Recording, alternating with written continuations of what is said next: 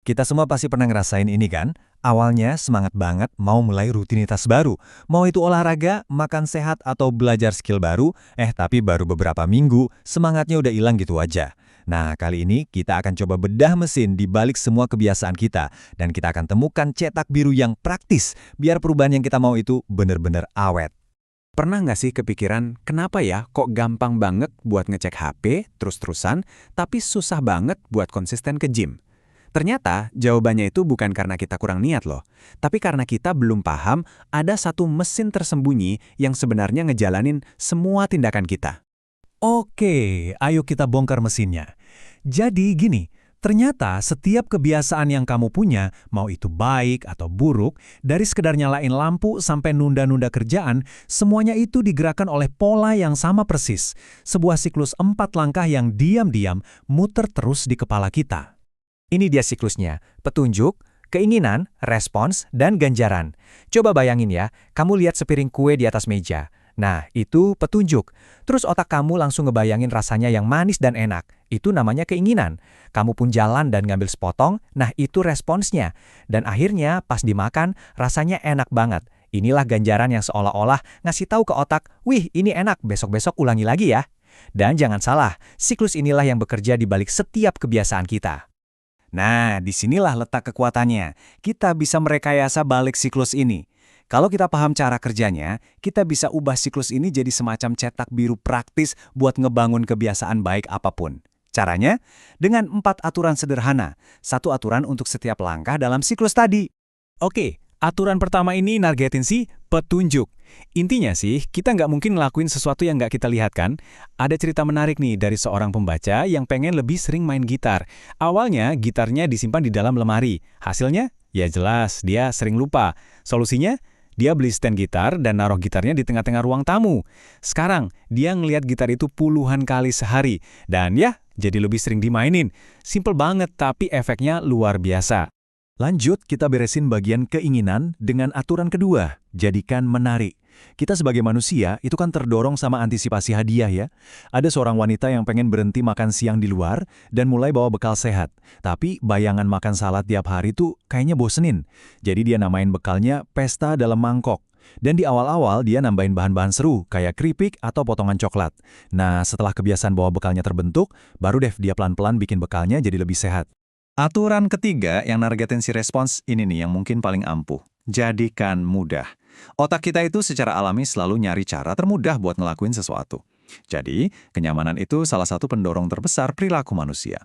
Makin sedikit rintangan antara kamu dan kebiasaan baik yang kamu mau, makin besar kemungkinannya kamu bakal ngelakuin itu. Mau bukti seberapa kuatnya prinsip jadikan mudah ini? Lihat aja deh evolusi cara kita mendapatkan makanan. Kita beralih dari berburu, terus ke bertani biar lebih dekat, terus ada toko kelontong yang ngumpulin semua bahan di satu tempat, sampai sekarang, makanan bisa diantar langsung ke depan pintu rumah kita. Tiap langkahnya itu cuma tentang satu hal, mengurangi hambatan. Dan aturan terakhir menutup siklus ini dengan menargetkan ganjaran. Otak kita itu emang dari sananya diprogram buat memprioritaskan imbalan yang instan. Kalau suatu tindakan terasa memuaskan saat itu juga, otak kita bakal nyatet, oh ini oke nih, lakuin lagi ya. Makanya kebiasaan buruk itu seringkali menggoda banget, ganjarannya langsung dapet, sementara akibatnya datang nanti. Jadi kuncinya adalah, gimana caranya kita bisa ngerasain sedikit kemenangan langsung setelah ngelakuin kebiasaan baik.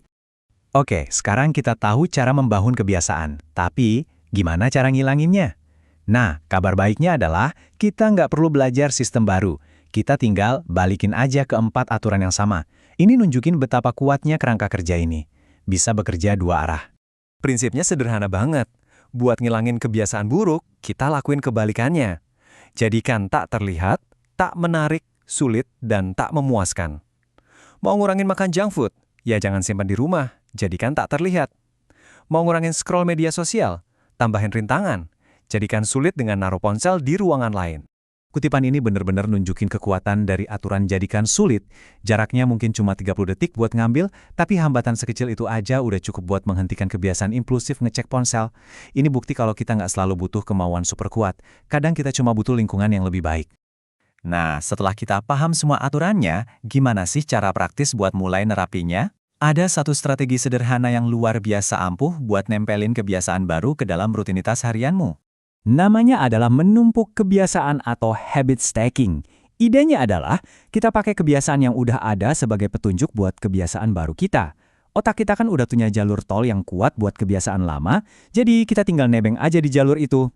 Rumusnya super simple, setelah saya kebiasaan lama, saya akan kebiasaan baru.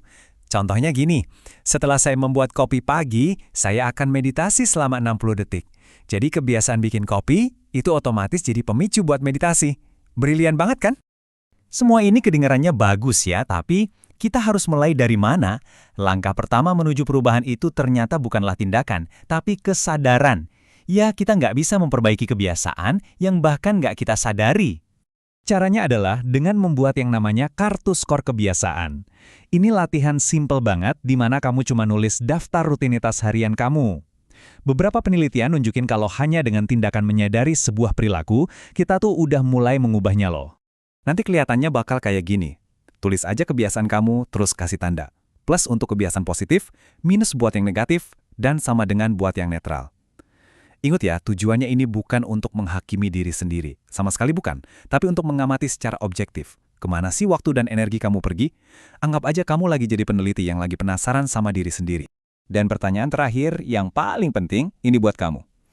Berdasarkan rutinitas yang udah kamu punya, kebiasaan baru sekecil apa yang bisa kamu tumpuk di atasnya mulai besok. Memulai dari yang kecil adalah kunci untuk perubahan yang besar dan berkelanjutan.